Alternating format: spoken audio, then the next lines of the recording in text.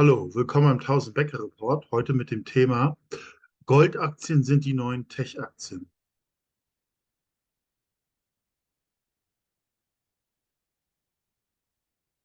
Disclaimer.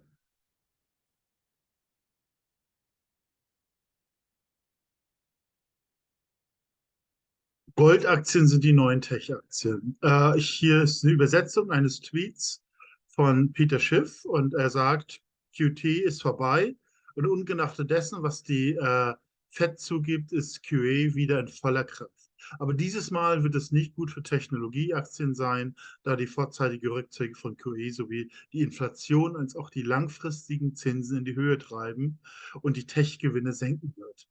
Goldaktien sind die neuen Tech-Aktien. Ja, das habe ich einfach mal übernommen. Das sehe ich auch so. Äh, Tech-Aktien waren in der Vergangenheit ein ziemlich gutes Investment, aber ich denke, es ist an den Grenzen gestoßen und diese Rolle übernehmen Goldaktien. Und wenn man ganz genau guckt, auch in der Vergangenheit wechselt sich es im Grunde genommen ab. Mal ist man in Goldaktien investiert, mal in Tech-Aktien. Denken Sie an die große Rallye des Jahres 2000. Da hätte man mit Tech-Aktien viel Geld machen können und im 2000 ging ja dann auch der Goldaktien-Bullenmarkt los. Und als der wiederum seine Höhe erreicht hat, werden auch Tech-Aktien wieder ein interessantes Investment gesehen. Also man könnte sagen, sie sind ähm, zwei gegenseitige Pole, und die Polarität wechselt immer vom einen Sektor zum anderen. Jetzt haben wir einfach Inflationsthemen, Goldaktien sind extrem billig und sie sollten die nächsten 6 bis 12 Monate, sollte es eine massive Goldaktienrallye gehen und sie sollten auf jeden Fall die Tech-Aktien outperformen. Ja, hier einfach nur mal ein Beispiel. Links ist hier die Tech-Aktie nie wieder. Also wirklich, die läuft ja sehr gut und ist auch sehr gut gelaufen. Natürlich auch teilweise massive Rückschläge. Ähm, und das muss man einfach mal in Korrelation setzen mit dieser Goldaktie, die eindeutig ihren Boden gefunden hat und sich im Prinzip im letzten Monat eigentlich verdoppelt hat. Und das ist meiner Meinung nach, werden diese beiden Aktien sich treffen. Also das heißt, vermutlich bleibt nie wieder in dieser Höhe, schwankt vielleicht runter, geht rauf, wie auch immer. Aber es wird der Punkt kommen, da wird diese Goldaktie sich mit dem Nvidia-Preis treffen. Und das ist dann möglicherweise wieder ein interessanter Zeitraum, die Assetklasse zu wechseln, aus Goldaktien rausgehen und andere Werte möglicherweise Tech-Aktien wie nie wieder zu kaufen. Aber bis dahin ist natürlich noch ein ziemlicher Weg zurückgelegen. Ich wollte nur sagen, dass der nächste Hype wird höchstwahrscheinlich Goldaktien sein. Darum geht es. Es wird Tech-Aktien die Show stehlen.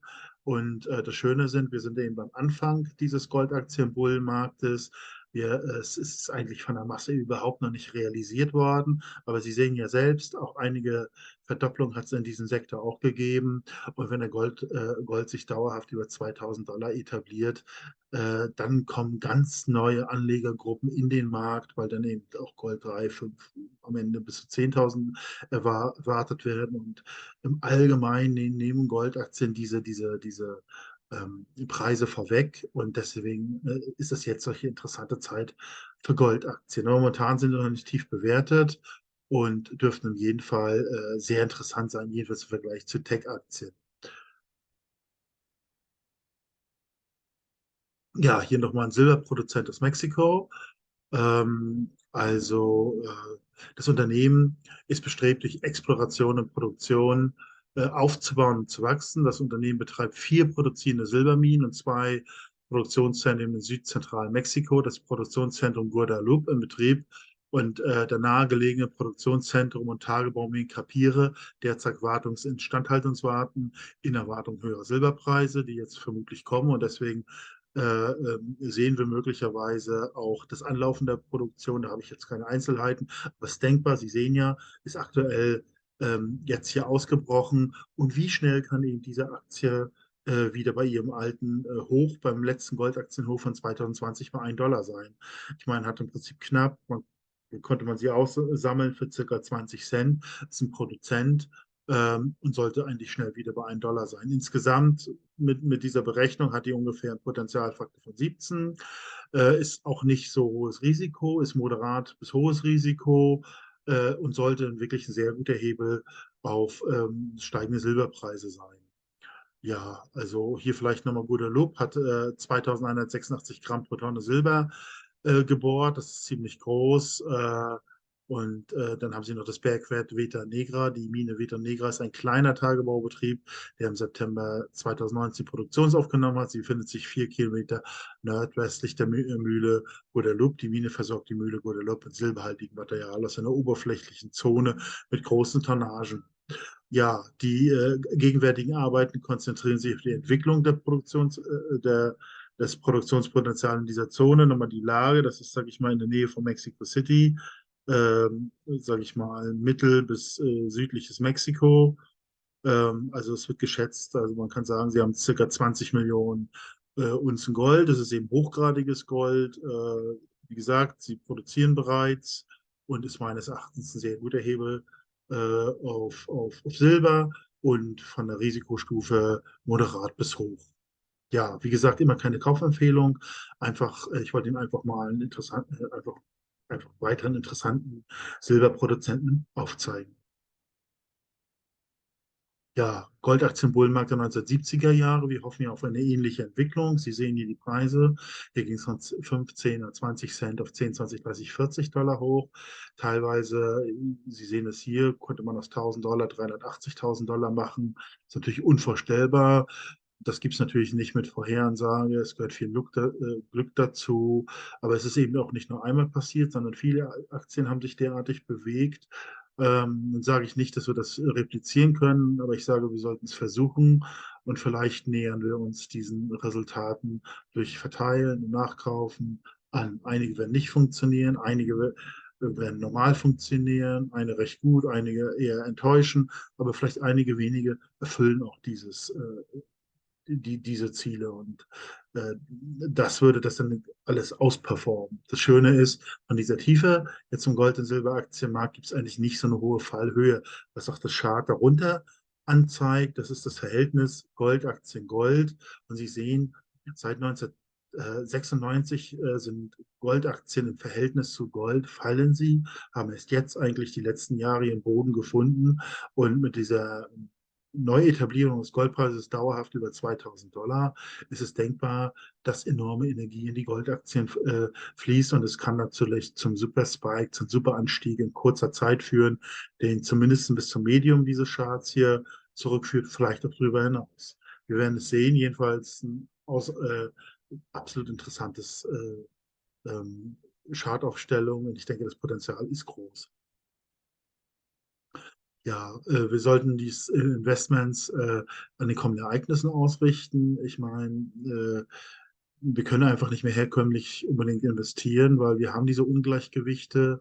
Die Verschuldung ist exorbitant, es ist so viel Geld gedruckt werden. Dieses Geld ist noch in Institutionen, Banken, Versicherungen, irgendwelche Staatsanleihen, die eben noch nicht inflationswirksam werden, beziehungsweise noch nicht auf die Gütermärkte eintreten. Das wird aber zunehmend ähm, passieren, weil Sie müssen sich das so vorstellen, dieses Geld will ja auch investiert werden und ab irgendeinem Punkt, und das ist das Problem für viele andere Investitionen, äh, kann dieses Geld nur noch hohe und schnelle Renditen im Gold und Silber in dem Goldaktiensektor finden. Das heißt, es will dann in diesen Sektor um jeden Preis. Das wird jetzt versucht mit Derivaten und Eingriffe aller Art zu verhindern, aber der Druck ist da. Das führt einfach zu einer Depression in allen anderen Wirtschaftszweigen, außer der Gold- und Silberindustrie als monetäre Mittel, weil die Besitzer dieses Geldes wollen dann natürlich am Ende nicht, dass die Kaufkraft wie Butter in der Sonne schmilzt, beziehungsweise das beschleunigt sich das. Und ab irgendeinem Punkt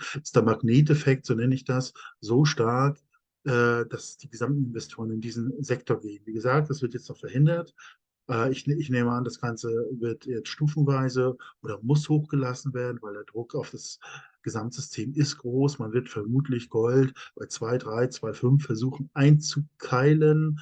und dann vielleicht wieder eine Zeit lang den Anstieg zu verhindern. Aber das reicht aus, damit wir eine wirklich gute Gold- und Silberaktienrallye haben. Und Sie sehen es hier, genau das ist in den 1960er Jahren passiert. Da ist Silber von 1,30 $, das hatte man jahrelang festgehalten, festgesetzt quasi, aber durch zunehmende Mittelabflüsse und Käufe von Silber wurde dann das Silber aus den Münzen genommen beispielsweise. Das sehen Sie hier symbolisiert durch einmal eine Münze vor der Entnahme von Silber und nach der Entnahme von Silber. Und diese gesamte Phase, diese enorme Silbernachfrage führte damals in den 60er Jahren dazu, dass die Aktien im Schnitt also Silberaktien um 160-fache gestiegen sind. Und ehrlich gesagt, wir haben eine absolut identische Situation. Silber wird auch festgehalten, die sehen es aktuell, es bricht auch weiter aus und es kann schnell auf 30, 35. Sie wissen ja, wir glauben ja, dass es erstmal bis 37 $ geht, dann kommt vielleicht eine Korrektur und das werden dann auch die Investoren verstehen. Und um sich große Mengen indirekt an physischen Edelmetallen zu sichern, dürfte es alle Formen von Investoren dürften dann in die Goldaktien gehen und das dürfte dann zu dieser überproportionalen Rallye führen.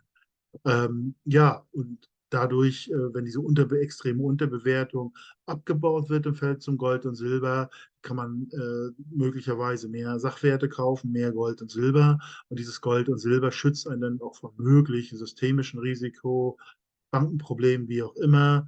Und man hat halt berechnet, oder 1980 war es so, dass man ein Haus für 500 Unzen Silber bekommen könnte. Das könnte sich wieder in dieser Situation erhöhen. Und dann haben wir auch einen Indikator dafür, dass dieser Gold- und Silbermarkt heiß gelaufen ist. Und es schützt sie eben vor möglichen systemischen Risiken. Es wird ja auch 8.000 $ Gold erwartet in der Spitze, aber das sind die absolute Spitze. Das ist dann meist auch mit einem Kaufkraftzusammenbruch geht es über. Ich meine, 1980 war Silber auf 50 $ und soweit ich weiß, ein Jahr später irgendwie ein Wert zwischen 5 und 10 $.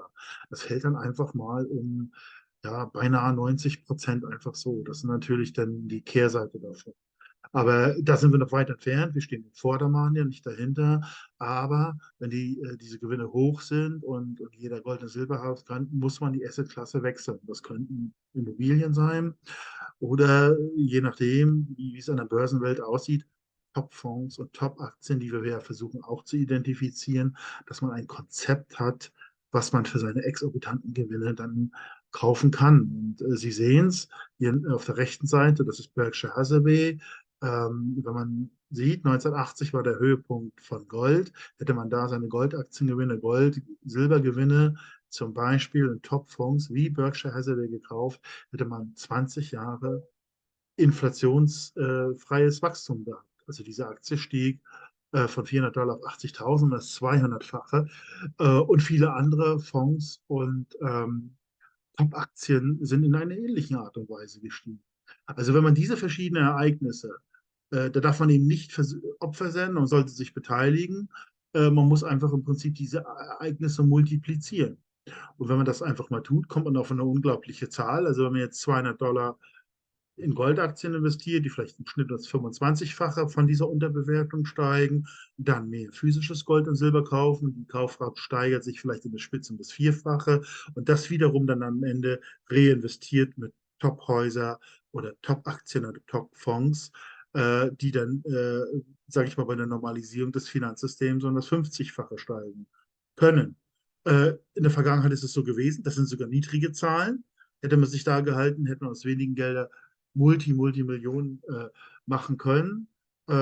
Ich denke mal, das ist meiner Meinung nach, sollte man wirklich seine Investitionen an diese Ereignisse versuchen auszurichten. Ja, 1000-Becker-Report. Wir versuchen eben diese Goldaktien mit hohem Potenzial zu identifizieren, nach moderatem und sehr hohem Risiko zu sortieren, Potenzialfaktor rechnen, also basierend auf der Anzahl der Unzen, Länderrisiko, Marktkapitalisierung berechnen, wie hoch kann diese Goldaktie steigen, zum Beispiel beim Preis von 2.500 $. Und da kann man eine Abschätzung machen und das hilft dabei, die Goldaktien zu vergleichen. Exit-Strategie ist auch mit bei. Ich hatte es erwähnt, wir brauchen irgendeine Form von Konzept und einen Anhaltspunkt, was kann man vielleicht kaufen, wenn dieser Markt heiß gelaufen ist. Ja, Einlagen von Gold und Silber bei einer Einkaufsgemeinschaft für Sachwerte. Also es ist ein Unternehmen, das ist eigentlich zu jeder Zeit an Gold und Silber gekommen. Es ist preislich ist es sehr günstig, gerade wenn bei den Edelmetallhändlern vielleicht nicht so viele Metalle zu bekommen ist.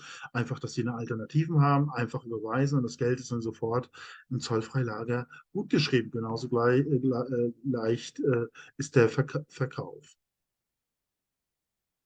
Ja, ich bedanke mich ganz herzlich für Ihre Aufmerksamkeit. Würde Sie bitten, meinen Kanal zu abonnieren, wenn Ihnen der Inhalt soweit gefallen hat. Die Glocke vielleicht betätigen, dass Sie über neue Videos informiert werden. Vielleicht auch ein Like geben, wenn, wie gesagt, wenn Ihnen das gefallen hat. Das würde nämlich dem Algorithmus helfen. Dieses Video würde dann potenziell anderen Interessierten vorgeschlagen werden. Ja, nochmal besten Dank für die Aufmerksamkeit und bis zum nächsten Mal.